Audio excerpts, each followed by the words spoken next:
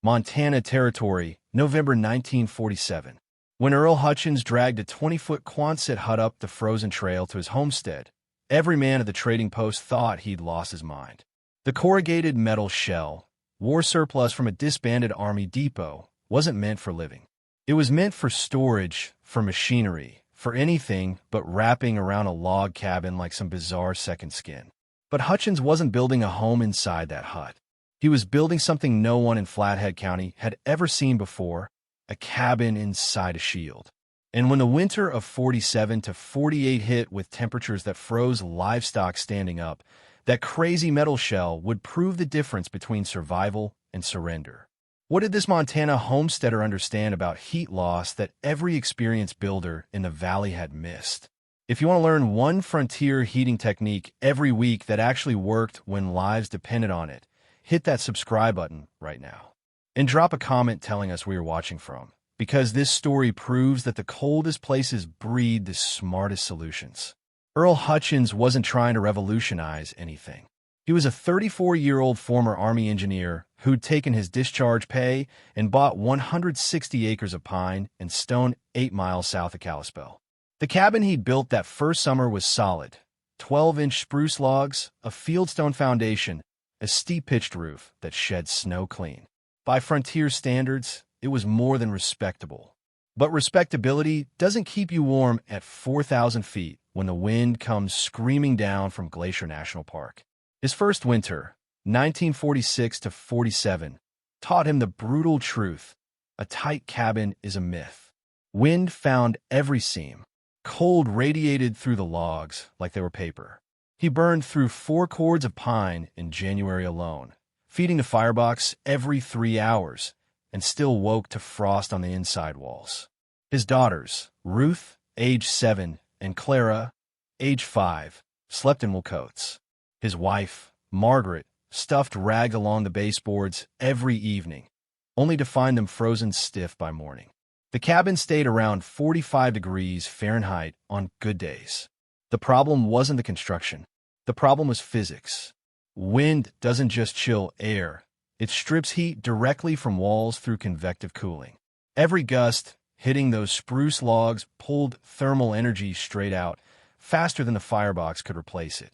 And in the Flathead Valley, positioned like a funnel between mountain ranges, the wind never stopped. Hutchins knew this. He'd spent 2 years as a combat engineer in the Aleutian Islands, building Quonset barracks on permafrost. Those metal shells could hold 60 to 65 degrees with a single oil stove, not because metal insulates. It doesn't, but because the enclosed shape and wind elimination created an environment where heat couldn't escape as fast as it was generated. That thought gnawed at him through spring 1947. When October came and the Army Depot in Great Falls liquidated war surplus, he saw his chance. Quonset huts, 20 feet wide, 48 feet long, were selling for $75 each. He bought one, hauled it home in sections, and people stared. His plan was simple: erect the Quonset hut over the existing cabin, leaving a 2-foot air gap on all sides. The hut would block wind before it touched the logs. The air gap would act as a buffer zone where air couldn't move freely or form heat-stripping convective currents. It was improvisation born from desperation. He didn't call it thermal envelope design. He just looked at his shivering daughters and thought, what if I stop the wind before it reaches the cabin? By late October, it stood. Curved steel ribs arched over the cabin like a rib cage, bolted to a timber frame, keeping the metal exactly 24 inches from the log walls. He cut ventilation gaps to prevent moisture buildup. The chimney penetrated both structures through a double flash collar. He built an airlock entry with 2 doors. From outside, it looked like a barn had eaten a house. From inside, standing in the dim corridor between cabin and shell, Margaret thought it looked insane.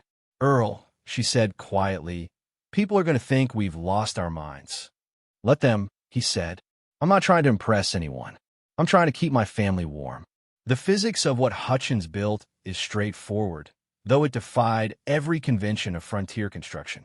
Traditional cabins lose heat through 3 mechanisms working simultaneously: conduction, heat moving through solid materials; convection, air currents stripping warmth from surfaces; and radiation, infrared energy escaping into cold space.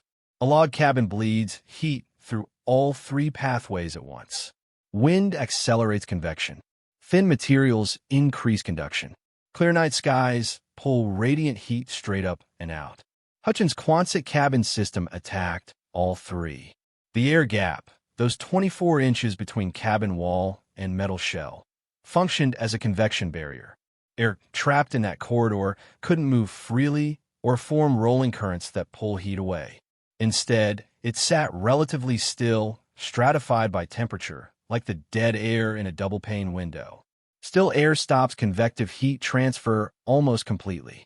Moving air at 40 miles per hour strips heat 15 to 20 times faster than still air at the same temperature. By stopping that movement, Hutchins cut convective losses by roughly 90%. The Quonset shell blocked wind entirely. Montana wind regularly hits 40 to 60 miles per hour in winter, with gusts over 80. That velocity creates surface pressures that scour heat-off structures like sandpaper. The curved steel shell absorbed that impact, deflecting wind over and around. By the time air reached the cabin logs, filtered through vents and slowed by the gap, it was moving at maybe 2 to 5 miles per hour, effectively still. The metal shell also reflected a portion of radiant heat back toward the cabin. At night, warm logs naturally radiate infrared energy outward. In a normal cabin that escapes to space, the steel intercepted and reflected some of it back. Not perfectly, but better than open sky. Radiant losses dropped 10 to 15%. Construction was deliberate. Hutchins used 2x6 pine posts as spacers every 6 feet around the perimeter. The Quonset ribs mounted to a timber frame atop those posts, creating a stable cage. The assembly sat on the original fieldstone foundation, extended 30 inches outward. The corrugated panels bolted to the ribs with 4-inch overlaps, sealed with tar paper. Ventilation was critical. He cut 4 6-inch vents near the foundation and 2 ridge vents at the peak, enough airflow to prevent condensation without creating drafts. The vents were screened and baffled. Air exchanged roughly once every 8 to 12 hours, slow enough to retain heat, fast enough to stay dry. The chimney penetrated both structures through a double flash collar, steel at the Quonset roof, clan wire at the cabin roof, with mineral wool packing the gap to maintain clearances. Total cost, under $120. The $75 hut, $30 in lumber, $10 in hardware, $5 in materials. 3 weeks of solo labor. Visually, it was strange. The cabin roofline sat shadowed beneath the steel arch. The air gap became a dim corridor that smelled of spruce and cold stone, echoing footsteps. It looked like improvisation, like desperation wrapped in corrugated metal. And when neighbors saw it, they didn't see engineering. They saw a man too afraid to face winter like everyone else. The ridicule started before the first snow. Calvin Drecker, who ran the sawmill and had built half the cabins in the valley, stopped by in early November. He walked around the Quonset shell twice, shaking his head. "Earl, this looks like you're ashamed of your own house. You hiding from something, or just from winter?" Hutchins was adjusting a vent baffle. "Just try something different, Calvin." "Different?" Drecker snorted. "That metal's going to condense every bit of moisture in the air. You'll have ice on the inside of that shell by Christmas, dripping down, rotting your logs from the outside in. I've seen it with steel sheds. This is worse. You've trapped your whole house in a sweatbox. Vents should handle it. 6 little holes fighting condensation from a whole cabin? That's not engineering, Earl. That's wishful thinking." At the trading post, the talk was harsher. A trapper named Grissom called it a tin coffin for a coward's cabin, loud enough for everyone to hear. Men laughed. Someone said Hutchins had wasted good surplus on wrapping a perfectly good cabin in garbage. Margaret heard it at the schoolhouse social. Women were kinder, but the judgment was there. "Must be hard," one neighbor said, "living in something that looks like a mistake." Even the county extension agent, Pollard, stopped by with concerns. "Mr. Hutchins, this setup isn't in any manual I've seen. That air gap could trap moisture. The metal could conduct cold inward faster than it blocks wind. And if that Quonset collapses under snow load, it'll take your cabin roof with it. Hutchins listened, nodded, kept working. The harshest comment came from his own brother. William, a carpenter in Whitefish, drove down in mid-November. He stood in the yard for 5 minutes, silent, then turned to Earl with something close to pity. You know what this looks like? It looks like you don't trust your own work. Like the cabin you built isn't good enough, so you had to hide it. People are going to think you're either scared or incompetent. Maybe both. Earl kept his voice level. I'm not trying to impress anyone. I'm trying to keep my family warm without burning 6 cords before March. William sighed. There's warm, and there's practical. This isn't practical, Earl. This is desperate. He paused. I know you saw things in the Aleutians that worked, but this isn't the Aleutians. We've been building cabins here for 70 years. If this worked, someone would have tried it already. He left without staying for dinner. By late November, the Hutchins place had become a minor spectacle. People rode past to see the metal barn house. Some laughed. Some felt genuine concern. But no one, not one person, thought Earl Hutchins had solved anything. They thought he'd built a monument to fear, wrapped his home in shame, and guaranteed himself a miserable winter. Then December came, and brought the kind of cold that separates theory from reality. The winter of 1947 to 48 is still recorded in Montana climatology archives as one of the most severe in the 20th century. On December 8th, a high-pressure system stalled over Alberta, funneling Arctic air down the Rockies. Temperatures in Kalispell dropped to minus 18 degrees Fahrenheit overnight. By December 12th, minus 31 degrees Fahrenheit. By the 18th, minus 38 degrees Fahrenheit, with wind chills below minus 60 degrees Fahrenheit. It didn't break. For 23 consecutive days, the thermometer never climbed above zero. Daytime highs near minus 10 degrees Fahrenheit. Nights colder still. At the trading post, men talked about fuel in worried circles. Cordwood supplies meant to last until March were vanishing. Families burning half a cord per week just to stay above freezing. Most homes, despite fires running day and night, couldn't get above 40 degrees Fahrenheit inside. Frost formed on interior walls. Water buckets froze solid indoors. Chimneys failed. Extreme cold caused creosote to freeze in flues, blocking draft, forcing smoke back into cabins. Families woke choking, stumbling into lethal cold to clear blockages. Livestock died. Chickens froze in coops despite lanterns and straw. A neighbor lost 6 cattle that huddled against a barn wall and froze standing. Men made emergency runs for greenwood, wet, unseasoned pine that smoked and gave half the heat. Calvin Drecker ran his mill 16 hours a day, cutting anything with a trunk. Then people started noticing the Hutchins place. First, the smoke or lack of it. Most cabins pumped thick, constant plumes. The Hutchins chimney showed a thin, steady trail like October, not a deep freeze. Grissom rode past on December 20th and saw Earl outside in shirt sleeves, splitting wood. Not panicking, just splitting, casually. Drecker stopped by December 23rd with emergency cordwood. Margaret answered the door. Behind her, through the cabin opening, Drecker saw the girls at the table in cotton dresses. Not coats, not blankets, dresses. Everything all right? He asked, suspicious. We're fine, Calvin. You need wood. We're managing fine. Drecker glanced at the woodpile inside. Maybe 3 days' worth by normal rates. That's all you have? We're burning less than a cord every 2 weeks. In this cold, his voice rose. People are burning half a cord a week just to stay above freezing. Margaret stepped aside. Come in and see for yourself. Drecker stepped through the airlock into the cabin. The warmth hit him like stepping into a different season. Not stifling, just warm. Earl stood up. Calvin, didn't expect you. What's your temperature in here? Earl glanced at the wall thermometer. About 63 degrees right now. Was 68 this afternoon. 63 degrees. Drecker had families on his delivery list celebrating if they hit 40. Children sleeping in coats under piles of quilts. And here it was 63 degrees Fahrenheit while outside was minus 38. A difference of 101 degrees. Drecker walked to the thermometer, not trusting it. The mercury sat clearly at 63. He touched the wall, Cool but not cold, not radiating the brutal chill from every other cabin. How is this possible? The air gap stops the wind. The shell blocks convection. Still, air insulates. It works exactly like I thought. But the condensation, vents handle it.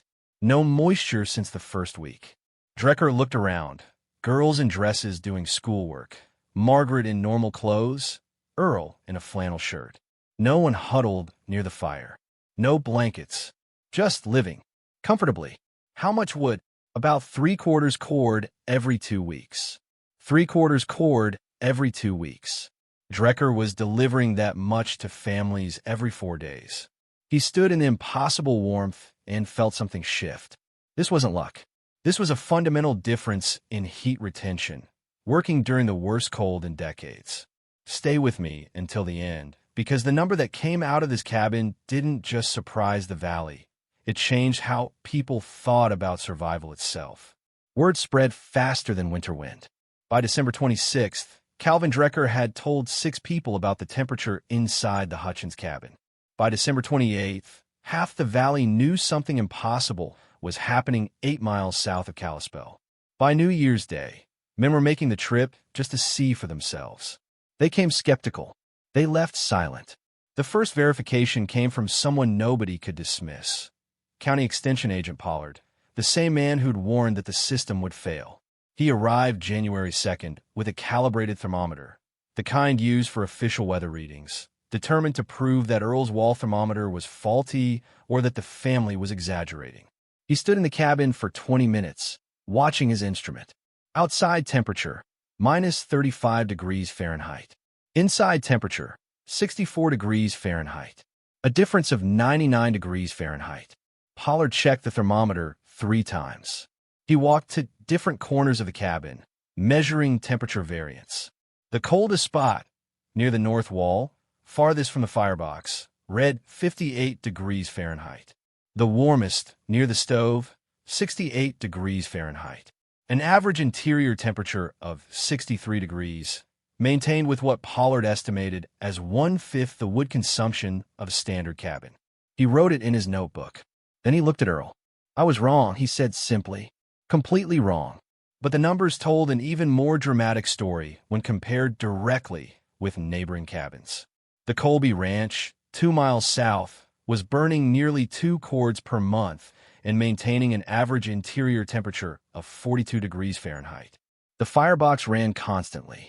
Family members slept in the main room, abandoning bedrooms that dropped below freezing overnight. The Hutchins cabin, with similar square footage and the same number of occupants, was burning 3/4 of a cord per month, 62% less wood, while maintaining 63 degrees Fahrenheit, a full 21 degrees warmer. But the most striking comparison came from William Hutchins' own cabin in Whitefish. Earl's brother, the carpenter who'd called the Quonset system desperate, tracked his own consumption through January. His well-built, professionally constructed cabin, considered one of the finest in the region, was burning 1.8 cords per month to maintain 48 degrees Fahrenheit average temperature. When he visited Earl on January 10th, the comparison was undeniable. William's cabin, 1.8 cords, 48 degrees Fahrenheit. Earl's cabin, 0.75 cords, 63 degrees Fahrenheit. The difference wasn't incremental. It was categorical. William sat at Earl's table in shirt sleeves, watching his nieces play on the floor in light dresses, and did the math in his head. Earl's system was achieving a performance difference that couldn't be explained by minor improvements or seasonal variation. It was holding approximately 55 degrees more warmth than the average cabin in the valley under identical conditions. 55 degrees that represented the difference between survival and comfort, between endurance and actual living. How long does the cabin hold heat after the fire goes out? William asked. Haven't let it go out, Earl said. But if I bank the coals at night and don't add wood, we wake up to 58 degrees 8 hours later. Most nights, I don't even bank it. Just let it burn down naturally. William knew what that meant. In his own cabin, if the fire died overnight, interior temperature dropped to near freezing within 4 hours. The thermal mass of the logs alone couldn't hold warmth against minus 30 degrees Fahrenheit exterior temperatures and persistent wind. But here, the combination of wind elimination and radiant reflection was creating a thermal battery effect, storing heat in the cabin structure and releasing it slowly even without active fire. The wood consumption numbers were equally revealing. Earl kept meticulous records. Every frontiersman did, because running out of fuel in February could mean death. His logs showed, December 8th to 31st, 0.8 cords consumed, average exterior temp minus 28 degrees Fahrenheit January 1st to 15th, 0.4 cords consumed, average exterior temp minus 22 degrees Fahrenheit projected monthly consumption at peak cold, 0.9 cords maximum. Compare that to valley averages during the same period. Standard cabin, December. 2.1 cords average standard cabin, January. First half 1.1 cords average projected monthly at peak cold. 2.5 to 3 cords. The Hutchins system was operating at roughly 30 to 35% of normal fuel consumption while maintaining temperatures 20 to 25 degrees higher than standard construction. But perhaps the most telling metric was one that nobody measured directly: livable hours. In most valley cabins, warm enough meant the brief period immediately after stoking the fire, maybe an hour or two when interior temperature climbed above 50 degrees Fahrenheit and family members could remove their coats. The rest of the day was endurance, 45 degrees Fahrenheit if you were lucky, low 40s if you weren't, with constant attention to the firebox, constant hauling of wood, constant sacrifice of sleep to feed flames at 2 a.m. In the Hutchins cabin, every hour was livable. Children did schoolwork at the table without shivering. Margaret cooked and cleaned in normal work clothes. Earl could sit and read in the evening without huddling against the firebox. They slept through the night without waking to feed the fire, without children crying from cold, without frost forming on the interior walls above their heads. The system had turned winter from something to survive into something to simply live through. By mid-January, when the deep freeze finally broke and temperatures climbed to a relatively mild 10 degrees Fahrenheit, the evidence was irrefutable. The Quonset cabin system wasn't a curiosity or a fluke. It was a fundamental reimagining of how frontier structures could retain heat, proven under the worst conditions in living memory. Calvin Drecker, standing in Earl's cabin on January 18th with a group of 5 other builders and homesteaders, summed it up with characteristic bluntness. "We've been doing this wrong for 70 years. Earl figured out what all of us missed. The question was no longer whether it worked. The question was, could it be replicated? The adoption started quietly, almost accidentally, the way most real innovations spread on the frontier, not through formal announcements, but through practical men making practical decisions about survival. The first replication came in late January 1948. A homesteader named Vernon Eckhart, who lived 4 miles northwest of the Hutchins place, had a problem. He'd burned through his cordwood faster than anticipated and faced 2 months of winter with dwindling fuel. He'd seen Earl's setup. He'd heard the numbers. And he had access to something most people didn't: a large hay barn with a curved roof. Eckhart didn't have a Quonset hut, but he understood the principle. He built a second wall inside his existing cabin, creating a 16-inch air gap using vertical 2x4 studs and scrap lumber. He insulated the gap loosely with straw, not packed tight, just enough to prevent air circulation. He cut ventilation holes top and bottom. The modification took him 4 days and cost almost nothing. His fuel consumption dropped by 40% immediately. Interior temperature rose 12 degrees. Word of Eckhart's success reached 3 other families within a week. By early February, 2 more cabins in the valley had implemented variations of the double wall concept. One used canvas stretched over an exterior frame, creating an 18-inch air gap around the entire structure. Another built a simple shed roof extension that enclosed the south and west walls, the directions that took the worst wind, leaving the other side standard. Both saw measurable improvements. Not as dramatic as Earl's full Quonset enclosure, but significant enough that neighbors noticed. Less smoke, warmer homes, fewer trips to the woodpile. But the real diffusion began in spring, when men had time to build properly. The Army Depot in Great Falls still had surplus Quonset huts available. By April 1948, 7 families in Flathead County had purchased units specifically to replicate Hutchins' design. By summer, that number was 12. Some built new cabins inside Quonset shells from the ground up. Others, like Earl, retrofitted existing structures. The county extension office, previously skeptical, began quietly recommending the concept to homesteaders in exposed locations. Agent Pollard, to his credit, published a brief technical note in the Regional Agricultural Bulletin describing the system as experimentally validated under extreme conditions and noting the fuel savings and temperature improvements. He didn't apologize for his earlier skepticism. Frontier culture didn't require that, but he made the information available to anyone who asked. By the winter of 1948 to 49, the transformation was visible across the valley.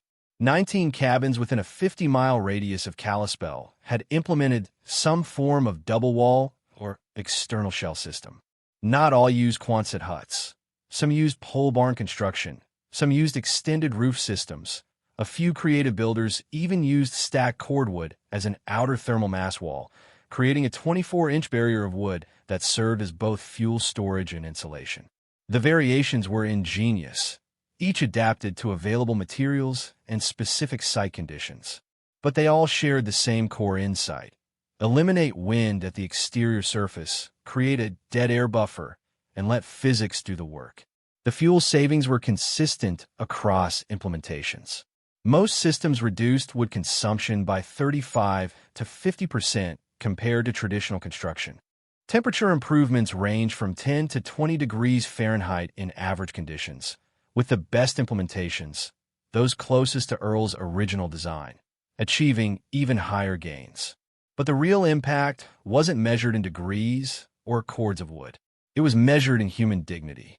Families who'd spent previous winters huddled in coats, sleeping in shifts to tend fires, watching children shiver despite their best efforts.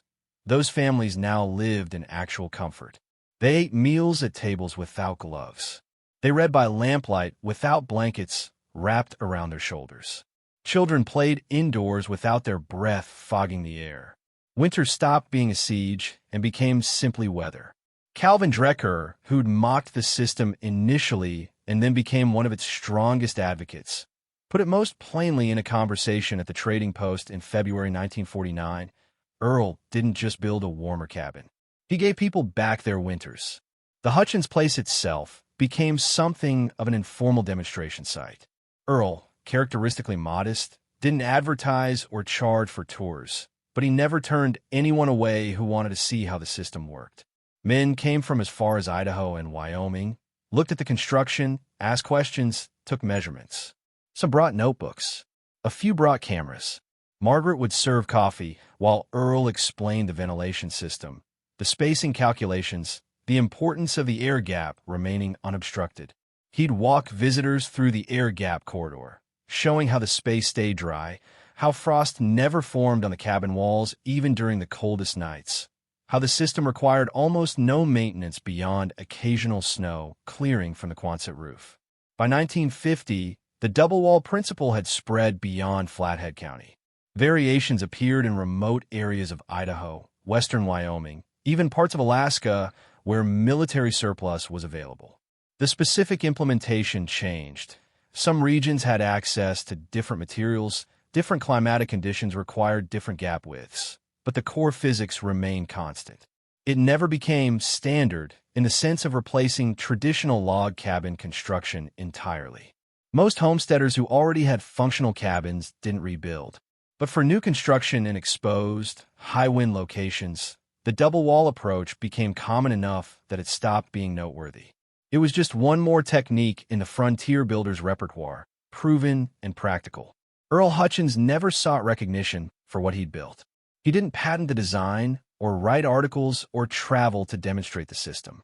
He simply continued living in his warm cabin, raising his daughters, cutting timber for income, and answering questions when people asked.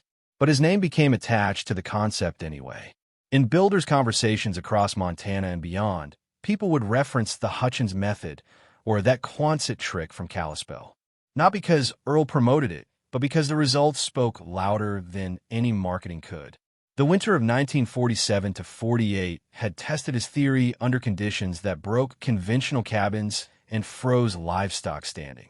His cabin had held approximately 55 degrees more warmth than neighboring cabins, using a fraction of the fuel, turning brutal cold into livable comfort.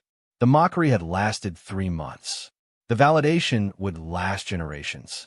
Because Earl Hutchins understood something that most builders had forgotten. The frontier didn't reward stubbornness or tradition. It rewarded what worked. And what worked, what actually kept families warm when thermometers dropped to -40 and wind screamed through mountain passes, was stopping heat loss before it started. Not with thicker walls, not with bigger fires, but with smarter design that respected the physics of convection, radiation, and wind. The old-timers who'd laughed at the tin coffin lived long enough to see their grandchildren build cabins inside Quonset shells, pole barns, and double-wall structures. Some admitted they'd been wrong. Most just quietly adopted the improvements and moved on. That's how real wisdom spreads on the frontier. Not through apologies or dramatic reversals, but through silent acceptance that better methods deserve to replace worse ones, regardless of who figured them out first. Earl's Quonset shell still stands, though the family moved to town in 1962 when the girls went to college.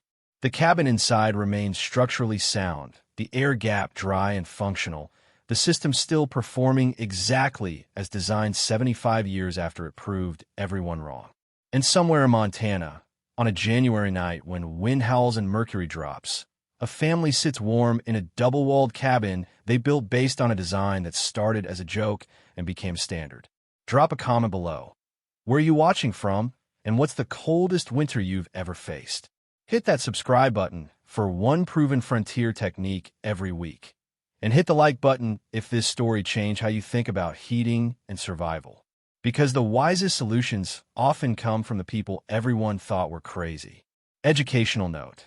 This video presents historically inspired reconstructions for educational and storytelling purposes.